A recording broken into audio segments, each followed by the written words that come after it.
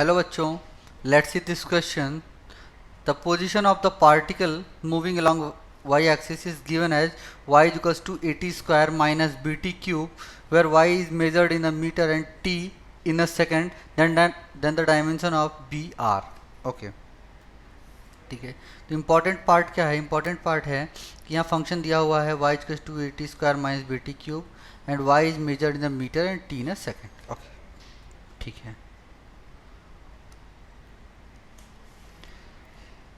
y is equals to at square minus bt cube. यहाँ एक छोटा सा कॉन्सेप्ट ये लग रहा है कि किसी दो क्वांटिटीज़ को ऐड या सब्ट्रैक्ट तभी कर सकते हैं जब उनके डायमेंशन सेम हो.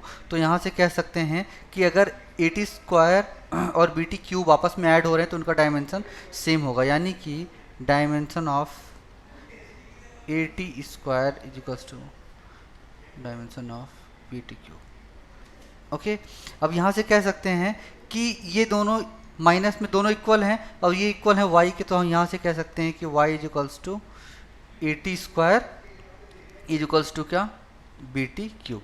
फिर यहाँ से आप लिख दीजिए आप कि bt cube is equals to y, है ना. अब y क्या है? y is measured in a metre, यानी कि y को हम लिख सकते हैं क्या, कैपिटल L, यानी कि SI यूनिट में किसको हम डायमेंशन किससे रिप्रेजेंट करते हैं? कैपिटल L से, है ना, लेंथ को, और मास को कैपिटल M से, और टी टाइम को कैपिटल T से. ओके, तो यहाँ टाइम को कैपिटल T से, यानी कि B capital T cube is equals to L.